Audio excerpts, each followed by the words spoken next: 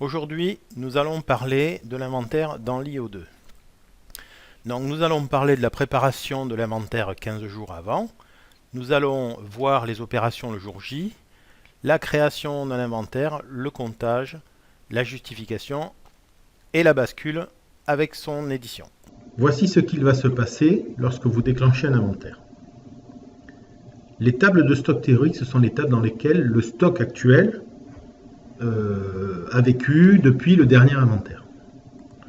On va faire une copie de ces données dans des tables que l'on appelle les tables d'inventaire. Et c'est dans ces tables qu'on va compter les quantités en stock physique, ce que vous avez actuellement. Ensuite, on va comparer le stock théorique avec le stock physique qu'on vient de compter dans les tables d'inventaire.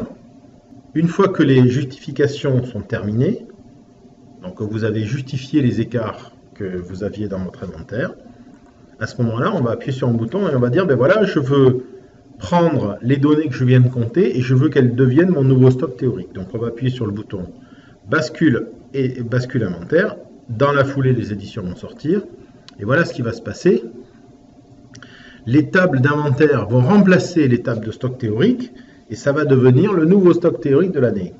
Alors vous comprenez maintenant pourquoi il ne faut surtout pas saisir de stock dans l'IO au moment où on a commencé un inventaire. Tout simplement parce que les stocks vont être saisis dans les tables théoriques, de stock théorique. Et lorsqu'on va prendre les tables d'inventaire dans lesquelles on a fait les comptages et qu'on va écraser les stocks théoriques, et bien à ce moment-là, toutes les saisies qui auront été faites pendant l'inventaire seront perdues. Et on ne les trouvera plus.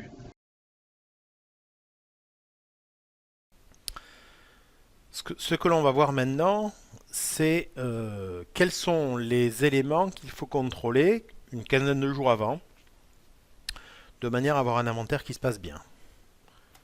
Donc, moi, ce que je conseille, c'est d'aller dans les stocks, faire une édition de stock, pour se rendre compte déjà en premier des erreurs qu'il pourrait y avoir. Donc là, on va prendre uniquement le stock monture, le stock monture optique, et on va ici lancer voilà, un état de stock. Tant pis s'il y a des stocks à zéro, c'est pas grave. On va faire un export de ceci vers Excel, de manière à ce qu'on puisse contrôle de stock. On va marquer de stock. Voilà. .csv. Et on enregistre. Donc voilà, j'ai ouvert le fichier qu'on vient d'extraire.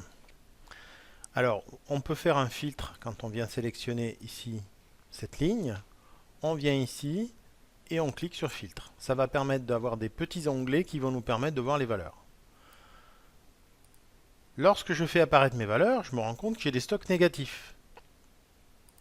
Donc à ce moment-là, je coche les cases et me voici avec quelques erreurs qui sont dans mon stock. Alors ça peut être différentes choses, hein. Par exemple ici, voilà, on a rentré une monture. Il y en a eu 4 de sortie. Et du coup, on se retrouve avec un stock à -3. Donc ça, c'est facile à corriger. Soit ça va être corrigé sur des interventions sur le stock, où là, on va rentrer des articles en stock. Les 4, on va les rentrer. Les 3 qui manquent plutôt, puis ça va mettre le stock à 0. Après, comme ici, par exemple, là, il n'y a aucune entrée, un stock réservé. Donc là, vous ne pouvez pas le corriger. Dans ce cas-là, il faut nous appeler. Ici, c'est pareil. Ici, voilà, encore une fois, vous voyez, on a un article qui a été saisi en stock, puis on en a sorti 2. Donc ça veut dire qu'entre-temps, on avait recommandé, on ne l'a pas ressaisi dans le stock. Et idem là. Donc pour cette partie-là, ici, ben, là, c'est Okuko qui va intervenir. Et puis pour ces parties-là où il y a des manques de stock, ben, il suffit de rentrer en stock pour remettre le stock à 0. Donc ça, avant l'inventaire, c'est très important d'avoir vérifié ce stock de manière à ne pas se retrouver à traîner des problèmes d'inventaire en inventaire, puisque les stocks réservés ne sont pas mis à jour.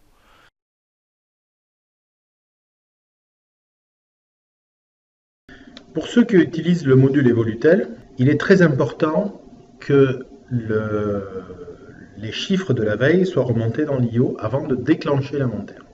Donc ça fait partie des opérations à faire avant de faire l'inventaire. Sinon, on va être obligé de tenir compte dans les justifications de ces articles qui ont été vendus la veille. Donc pour éviter ça, on va faire la remontée de chiffres manuellement avant de déclencher l'inventaire. Pour ce faire, on fait comme ceci, on clique 2 fois sur cette icône, on clique ici, on fait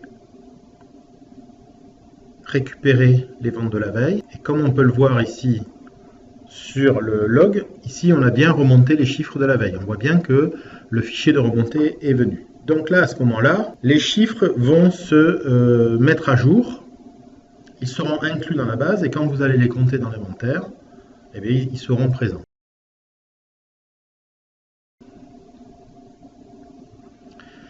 Donc là maintenant on va réaliser notre inventaire. Donc je vais dans Stock, Inventaire. Je vais créer un nouvel inventaire. Voilà, je fais enregistrer. Ensuite, je vais sélectionner mon inventaire. Je vais dans Gestion et je fais Commencer. La machine me propose de calculer le prix d'achat moyen pondéré. Je dis OK. Et là maintenant, on va pouvoir lancer les comptages. Je passe sur Détail, je sélectionne mon inventaire, et je fais Comptage. Et c'est parti. Donc là, j'ai créé une base où il y a quelques articles. Il y a au total 12 articles. Je vais en compter la moitié, on va regarder ce qui se passe. Voilà, j'ai compté la moitié des articles. Je peux aller dans les écarts, voir s'il y a des justifications à faire, même en cours d'inventaire. Ça ne pose pas de problème. Là, je remarque qu'il me manque quelques articles, qu'il y a des comptages que je n'ai pas fait. Donc, les articles sont en négatif. Je vais retourner dans mes comptages. Et je vais continuer à compter les articles. Par contre, là, je vais en compter plus que ce qu'il ne faut.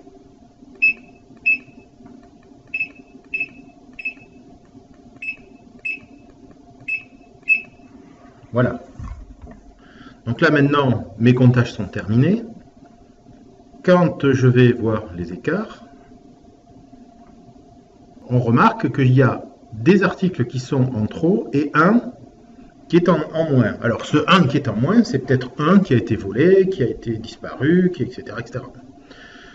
Donc à ce moment-là, pour les articles qui sont en trop, je peux très simplement cliquer 2 fois et dire, ben non, j'en ai bien 2. Je fais OK. Voilà, la ligne a disparu. Ici, pareil. Je veux dire, j'en ai bien 2. Donc là, il me reste un article à moins 1. Je vais justifier en disant que, par exemple, c'est un vol. Et je fais OK. Voilà. Donc là, maintenant, on a bien nos justifications. Je vais pouvoir fermer. Et à ce moment-là, je vais pouvoir clôturer mon inventaire. Donc là, les justifications sont terminées. Je veux fermer mon inventaire. Voilà. Donc là, maintenant, mon inventaire est clôturé. Je peux rester à ce stade-là. Voilà, il est au statut complet. Je peux rester à ce stade-là si je décide simplement de faire des inventaires ponctuels pour voir où en est la situation. Maintenant, si je veux repartir sur un nouveau stock théorique, comme on l'a vu dans les schémas précédents, où là, on va dire, je prends le stock que j'ai compté dans mes tables d'inventaire, et je vais écraser mon stock théorique pour que ce stock compté devienne le nouveau stock théorique. Eh bien, on appuie sur ce bouton, bascule et UC. Voilà, donc oui, je veux basculer. Oui. Et je veux imprimer, donc là, je ne vais pas l'imprimer parce que vous ne le verrez pas. Et ensuite, il me calcule le prix d'achat moyen pondéré. C'est parti, voilà. Et ici, on voit que l'inventaire est complet intégré. Ça veut dire que là, maintenant, cet inventaire devient le stock théorique de l'année ou du mois, comme vous désirez. Voilà, ben notre inventaire est terminé. Je fais quitter.